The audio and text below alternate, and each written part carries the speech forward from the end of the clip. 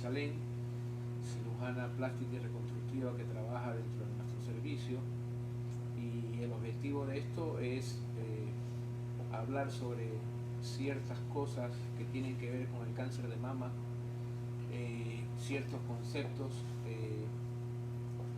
más aún en este mes de octubre, octubre rosa, que todo el mundo lo debe haber escuchado, que se promueve más y se habla más de lo que es el cáncer de mama a nivel mundial. Así que vamos a ir desarrollando esto, vamos a ir interactuando con la doctora y vamos a esperar que ustedes, el público, que tenga dudas y que quiera disipar esas dudas por medio de las redes, se comunique con nosotros y nosotros vamos a ir contestando las preguntas y dudas que puedan tener. Lo primero, hay que definir o tener un concepto de lo qué es el cáncer de mama en sí, para poder entender parte de su evolución. El cáncer de mama es un crecimiento desorganizado de células al inicio, de células que crecen desorganizadamente, se alteran y con el pasar de los años van duplicando su dimensión, su número, hasta que comienzan a dar, a formar un tumor pequeño, que este puede seguir creciendo y hasta que llega el momento de que se torna palpable para la mujer. Es importante conocer esto porque definitivamente si nosotros los especialistas pudiéramos detectar esta enfermedad antes de que produzca un tumor palpable, tendríamos mucho mayor probabilidades de curación. Entonces, por eso es importante saber más o menos la evolución, cómo se forma un cáncer de mama.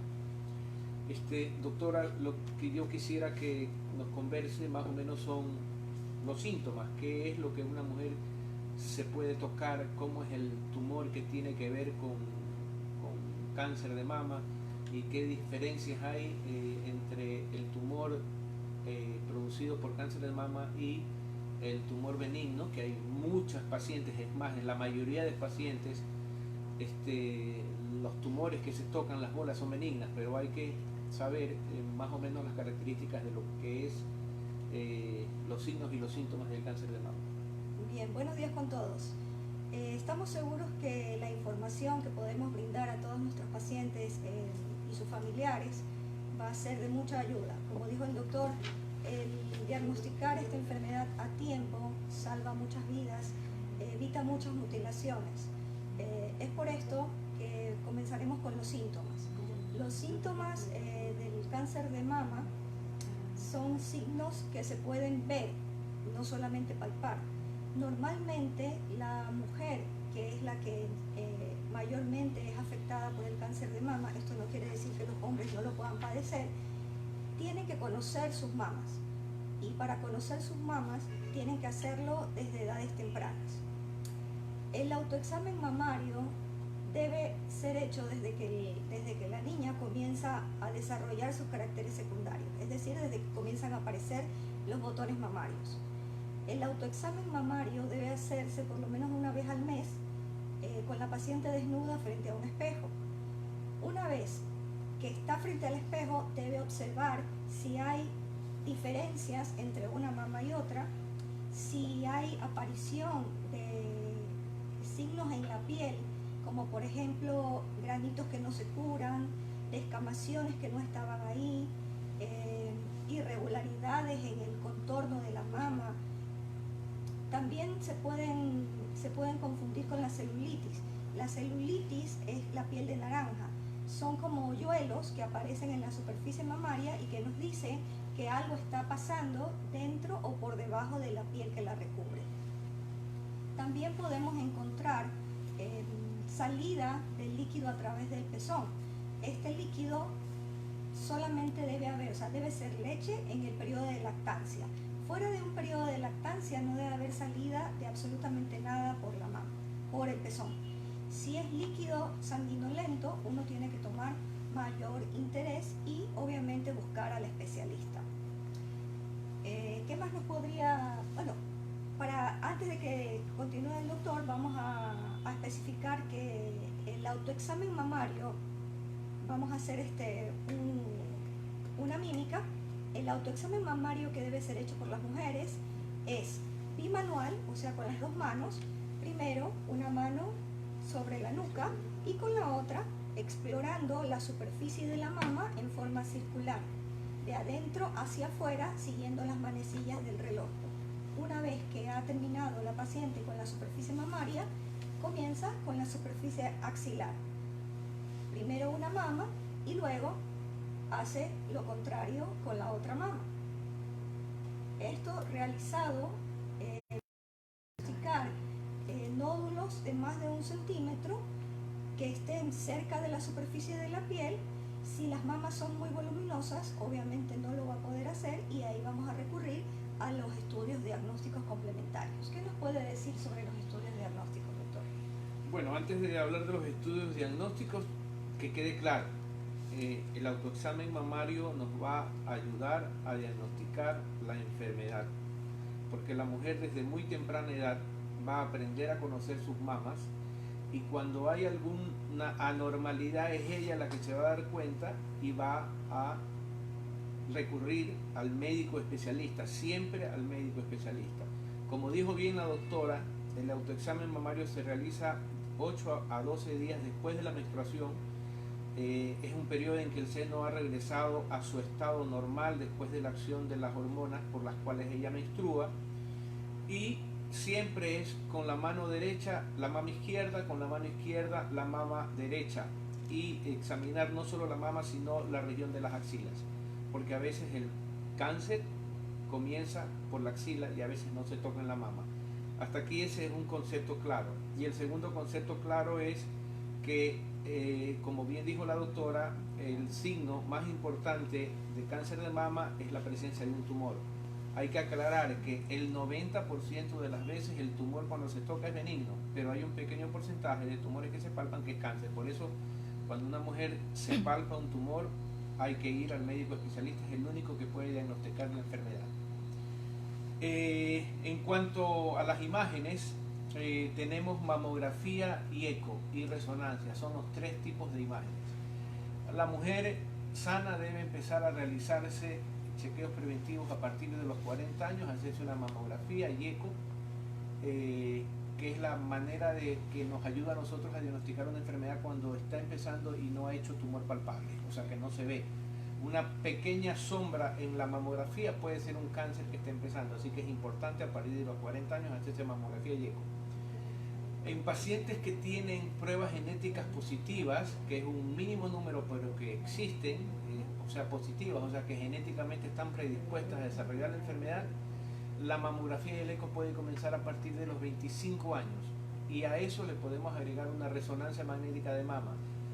Cuando la mujer es muy joven, la mamografía nos muestra una imagen con mucha densidad mamaria y esa densidad mamaria puede ocultar un cáncer que está empezando. Entonces, en mujeres jóvenes, cuando tenemos la sospecha de un cáncer, hay que realizar una resonancia mamaria, una resonancia simple y contrastada. En mujeres que tienen prótesis también es necesario realizar una resonancia simple, solo por control de prótesis, con simple contraste cuando tenemos la sospecha de que hay un cáncer ahí. Entonces, otro concepto claro, a partir de los 40 años, mamografía y eco anual. En mujeres genéticamente predispuestas antes de los 40 años, realizar mamografía y eco anual, y la resonancia para casos especiales.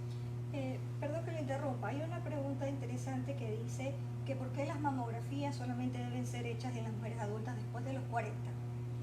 Porque antes de los 40 las mamas de las mujeres son mamas muy densas y la mamografía no nos aporta mayor información. ¿Por qué son densas? Porque antes de los 40 las mamas todavía no han caído. Con el pasar de los años el tejido mamario se transforma en grasa y por eso las mamas,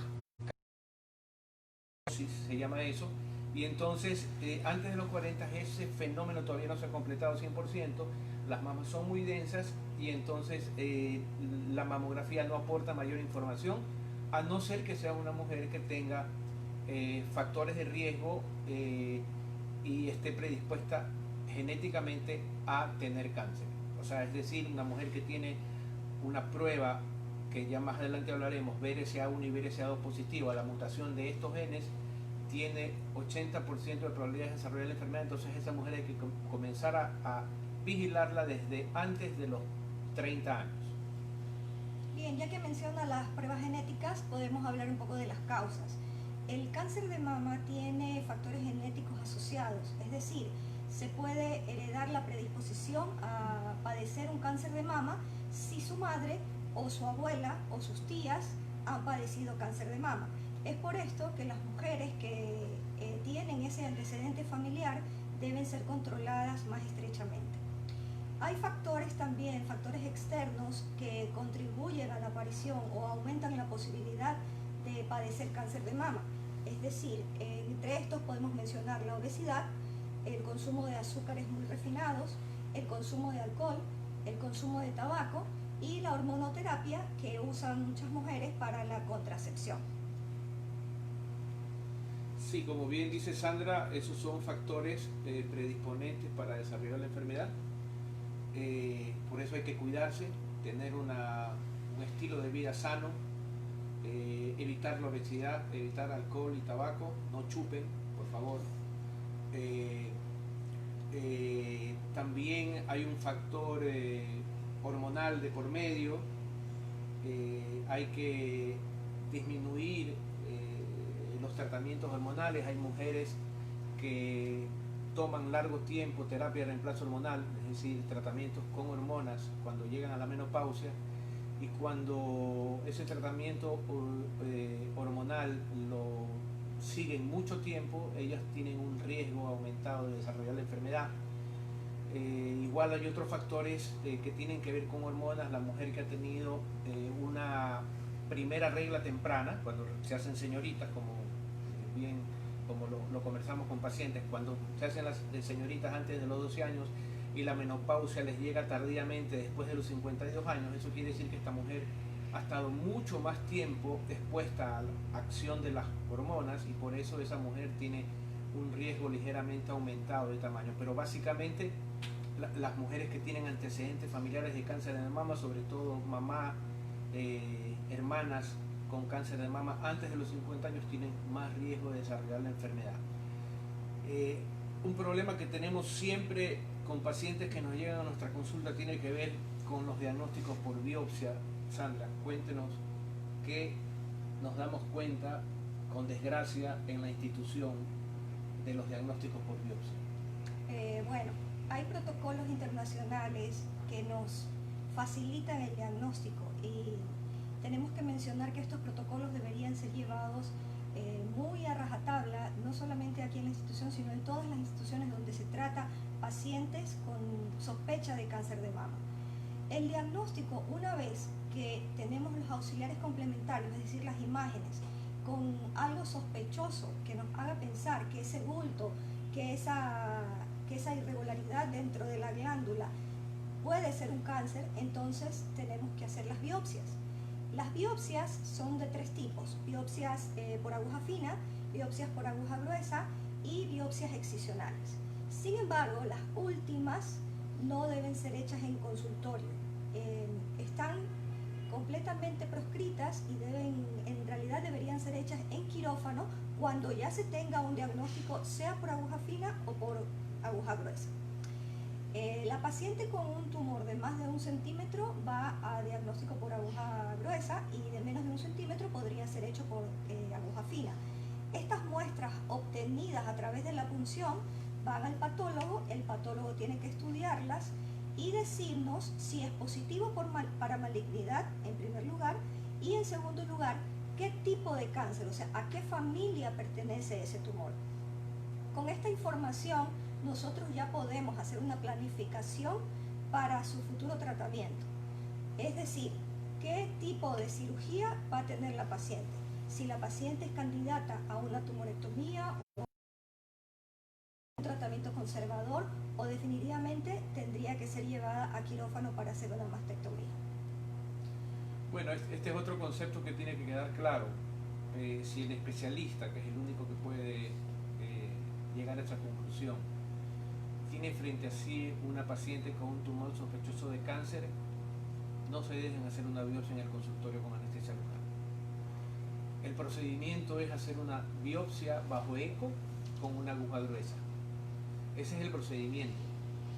La paciente debe acostarse en un quirófano cuando ya tiene el diagnóstico. Y cuando uno tiene el diagnóstico realizado, biopsia con punción aguja gruesa, que se llama TRUCUP, bajo eco, puede decidir que en lugar de operar a la paciente, mejor debe recibir quimioterapia. Todo está en relación a los estadios en que descubrimos la enfermedad.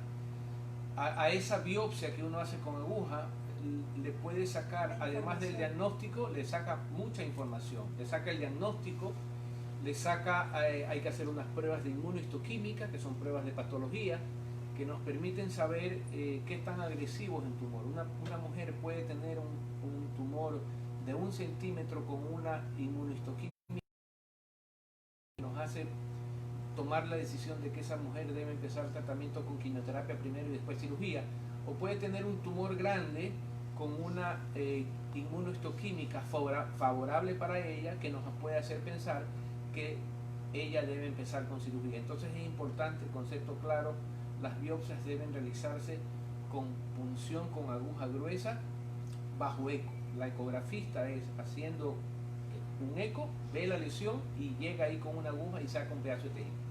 Entonces eso es importante. Luego de que la paciente, luego de que tenemos el diagnóstico, entonces tenemos que planear la cirugía, o tenemos que planear el tratamiento, no la cirugía. Cada tratamiento es personalizado de acuerdo a cada paciente.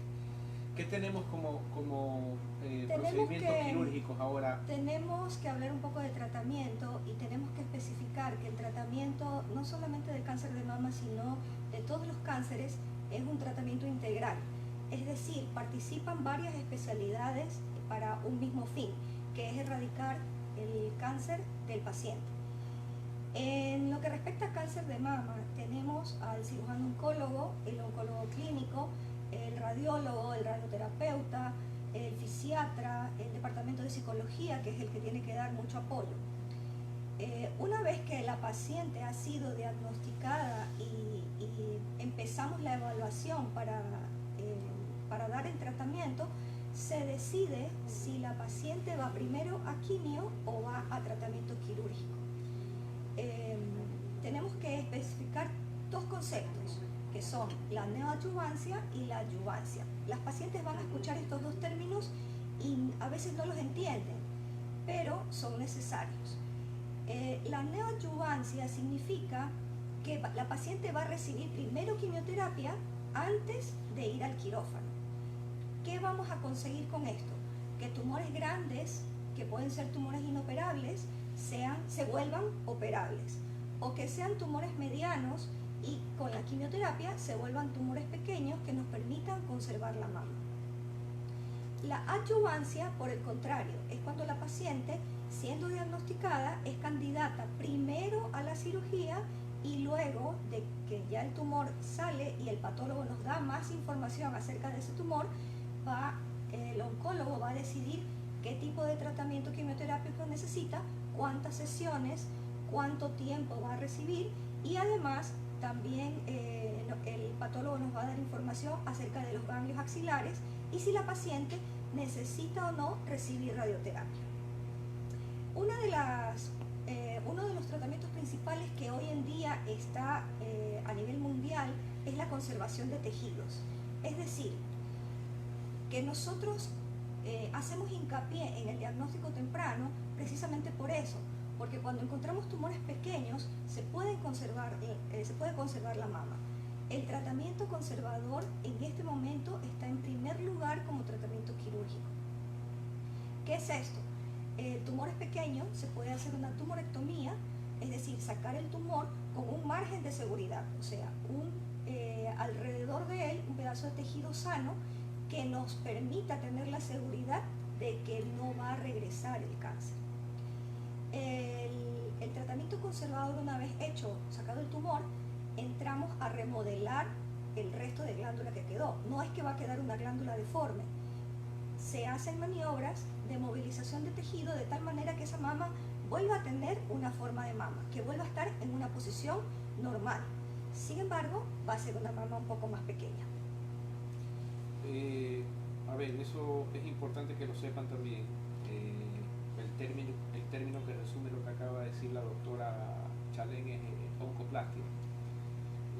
Ya desde hace algunos años en este hospital y bueno, a nivel mundial existen técnicas que combinan la cirugía plástica con la cirugía de cáncer, y eso nos permite en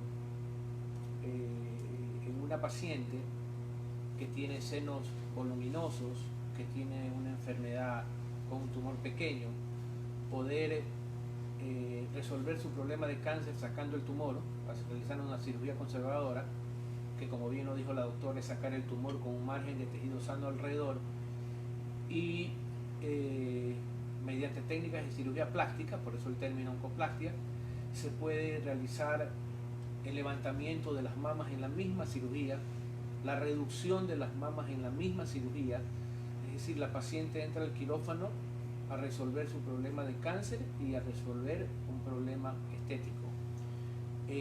Eso en cuanto a la mama y a cirugía conservadora. Hasta hace algunos años, parte del tratamiento de cáncer de mama es la cirugía de la axila, y hasta hace algunos años se sacaban todos los ganglios de la axila. Actualmente el gol estándar, o lo que hay que hacer, es ganglio centinela. ¿Qué es ganglio centinela? Es el sitio o el ganglio en la axila donde la enfermedad puede ir, diseminarse hacia allá. Entonces hay que localizar con técnicas especiales ese ganglio, ese primer ganglio que se llama ganglio centinela, y en el quirófano, cuando se resuelve el problema de la mama, se saca ese ganglio, se lo localiza, se lo manda a estudiar, y el patólogo contesta si el ganglio está con la enfermedad o no. Si el ganglio está sin enfermedad, no es necesario sacar el resto de ganglios. Si el ganglio está con la enfermedad, entonces hay que sacar el resto de ganglios. ¿Con eso qué ganamos? Ustedes habrán oído, hay mujeres que antiguamente le sacaban todos los ganglios, en el 40% de esas mujeres se les hincha el brazo, les da celulitis, por eso se les recomendaba siempre no usar ese brazo ni para tomarse la presión. Actualmente, sacando 1, 2 o 3 ganglios, que son los centinelas, la paciente disminuye ese 40% al 4 o 5%, o sea, las posibilidades de que haya edema de brazo, hinchazón de brazo, disminuye mucho. Por eso, si van a ser sometidas a un tratamiento conservador de cáncer de mama, no se dejen sacar todos los ganglios de la axila. Hay que sacar el primer ganglio, que es el ganglio centinela, y dejar el sacar todos los ganglios de la axila solo en los casos que de verdad lo ameritan. Usted, Sandra, usted hace cirugía reconstructiva también. En las pacientes que les realizamos mastectomía, ¿qué opciones hay de reconstrucción? Bueno, en las pacientes que lamentablemente tienen que ir a una mastectomía radical, en la que no se puede ahorrar tejido ni glandular ni de cobertura, tenemos varias opciones. Lo primero que tienen que saber las pacientes es que no hay una técnica reconstructiva, una sola técnica reconstructiva. Hay muchas técnicas, muchas opciones, que siempre tienen que ir con la evaluación, una evaluación muy concienzuda de la paciente, para poder elegir qué técnica le va a ir mejor a esa paciente. Una de las técnicas, o sea, se dividen en dos grupos. Las técnicas que se pueden utilizar los tejidos de la misma paciente, esto es tejidos autólogos, es decir, la grasa o esos gorditos que a ninguna mujer le gustan, como son los gorditos de la pancita o los gorditos de atrás de la espalda. En estos casos, estos gorditos son de mucha ayuda para hacer una reconstrucción.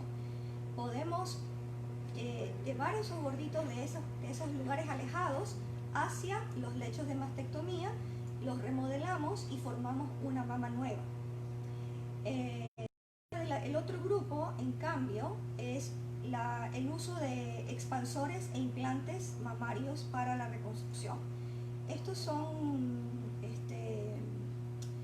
objetos sintéticos, claro, son extraños a la paciente. Entonces también cada técnica tiene sus ventajas y desventajas. Es por eso que nosotros tenemos que evaluar a la paciente y ver cuál le va a ir mejor. En el uso de expansores e implantes, tenemos que decir que la cirugía se prolonga porque tenemos que hacer cirugías en 2 tiempos. Es decir, si la paciente perdió completamente su mama, nosotros podemos utilizar un expansor, que es una vejiga desinflada, que la dejamos por debajo de todo el lecho de la mastectomía, y cuando los tejidos están cicatrizados comenzamos a inflar de tal manera que se recupere un volumen y un espacio inexistente y que se parezca obviamente al de la mama contralateral. Una vez que obtenemos ese espacio, esperamos un tiempo hasta que la piel pierda su memoria y luego entramos nuevamente al quirófano a dar un implante definitivo. Este implante definitivo, como su nombre lo indica, va a permanecer con la paciente por el resto de su vida, no es necesario cambiar. Cualquiera de las técnicas es muy buena si se elige la ideal para la paciente. Doctor, ¿qué podemos hacer con la mama sana? ¿Hay alguna contraindicación de tocar o remodelar la mama sana cuando la paciente ha tenido cáncer? No, o sea, no hay ninguna contraindicación. Es más, tenemos que, para que la paciente salga satisfecha, lo más satisfecha posible, tenemos que realizar la simetrización. ¿Qué quiere decir? Tratar de dejar las 2 mamas parecidas, y para eso a veces tenemos que tocar la mama contralateral para lograr simetrización. En este punto yo no sé si hay alguna pregunta del público. Tengo aquí una pregunta que dice: doctor, tengo una bolita de grasa en la mama que ha comenzado a crecer y quisiera saber si esto se puede convertir en cáncer. La bolita de grasa no se puede convertir en grasa. Lo que hay que estar seguro es que de verdad es de grasa, porque hay muchas pacientes que buscan consulta y que le hacen un eco, le hacen una mamografía y le dicen tienes una bolita de grasa, pero la única manera de confirmar que eso es una bolita de grasa es haciendo una biopsia con aguja bajo eco. Si tienes menos de 30 años y te han diagnosticado eso y se toca y se ve como una bolita de grasa, a lo mejor ni eso es necesario. Pero la única manera de confirmar que se trata de un lipoma, porque así se llaman las bolitas de grasa, es haciendo una biopsia bajo eco con aguja. Acá hay otra pregunta que voy a contestar y dice: ¿qué pasa con las que tenemos senos muy pequeños? ¿Se pueden conservar? Bueno, el conservar senos pequeños siempre va a depender de la relación entre el tamaño del tumor y el tamaño de la mama y el sitio en donde se encuentra. Si el tamaño del tumor es mucho más pequeño que la mama y está lejos del areola pezón, entonces se podría conservar glándula y se podría conservar la cobertura de la glándula. Si el tumor ya es un poco mayor a 3 centímetros, no se puede conservar la mama, pero si está alejado del areola pezón, se puede conservar todo lo que es la envoltura de la mama. No se pierde completamente. Pero si el tumor es grande, es mayor a 3 centímetros y está por debajo del areola pezón, ya no se puede conservar nada y entonces tendríamos que recurrir a la mastectomía. O sea, cada paciente, cada tumor es distinto, pero por eso hay que hacer una buena evaluación. Por eso la paciente tiene que recurrir a especialistas que estén formados en el tema. Me están preguntando sobre prevención. Bueno, más o menos lo tocamos al inicio. Prevención, para prevenir, aunque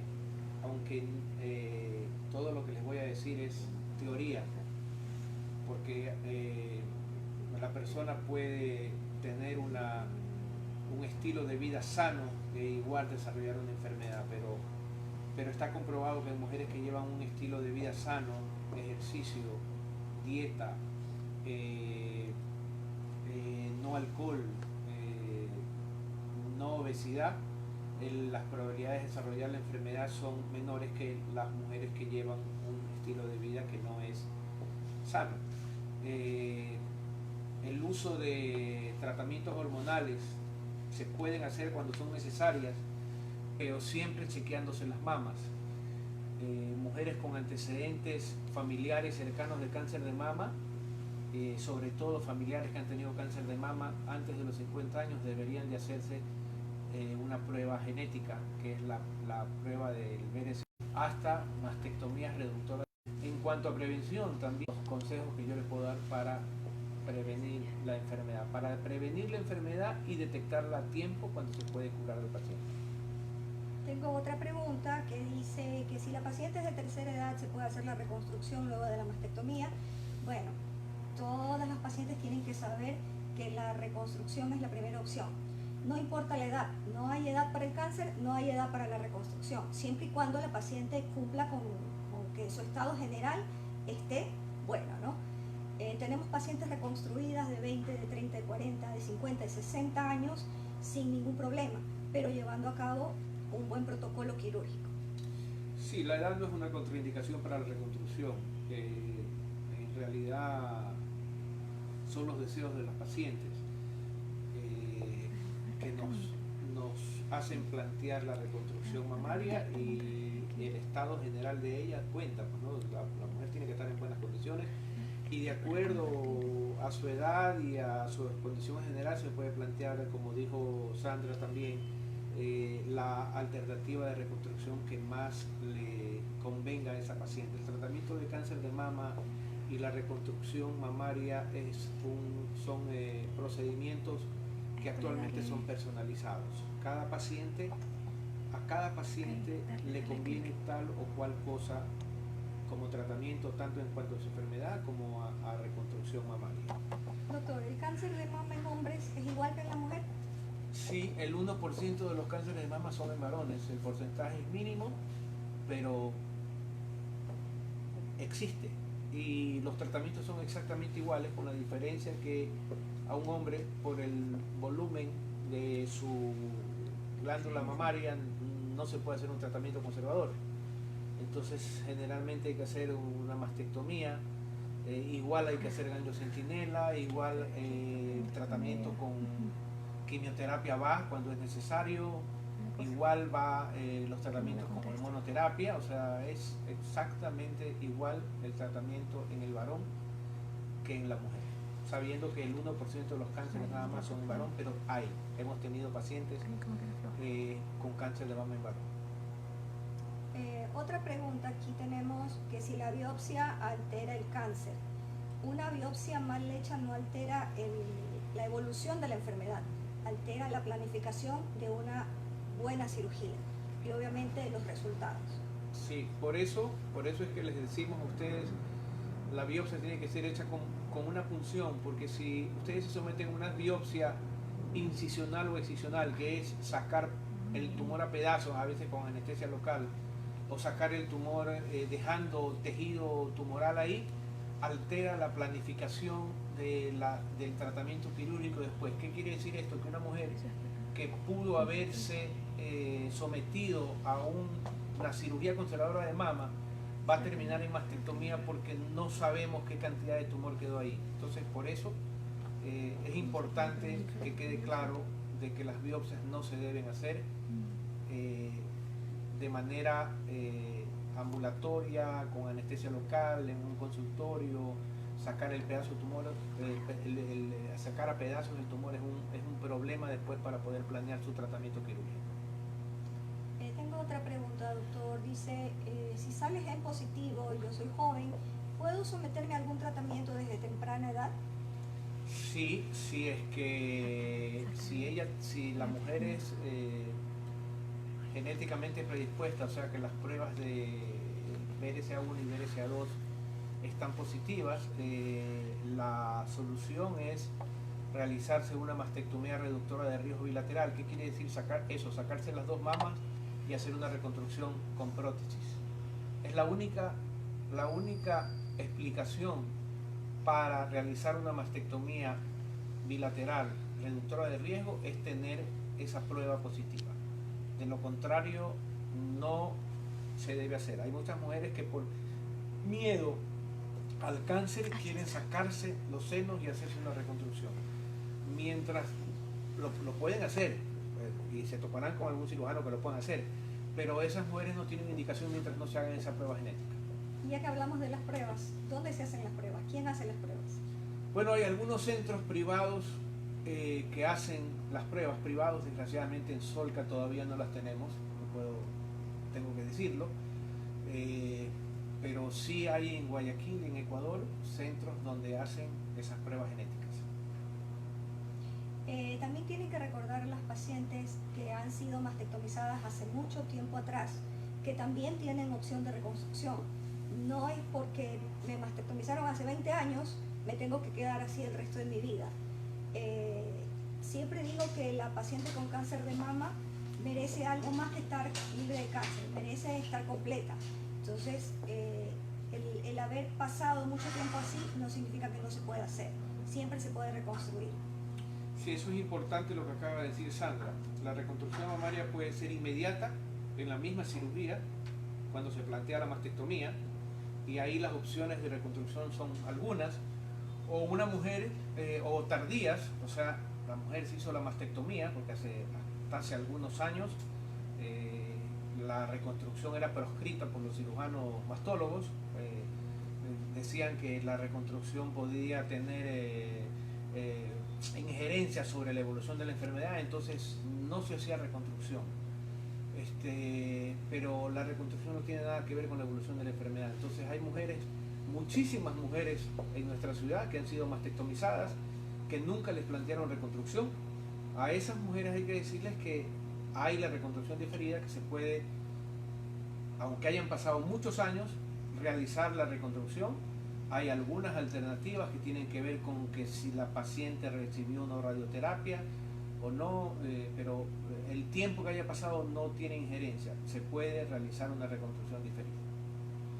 Sí, hay que recalcar eso, la reconstrucción no tiene nada que ver con las recidivas y tampoco interfiere con los chequeos de evaluaciones que normalmente, periódicamente, tiene que hacerse una paciente que ha padecido cáncer.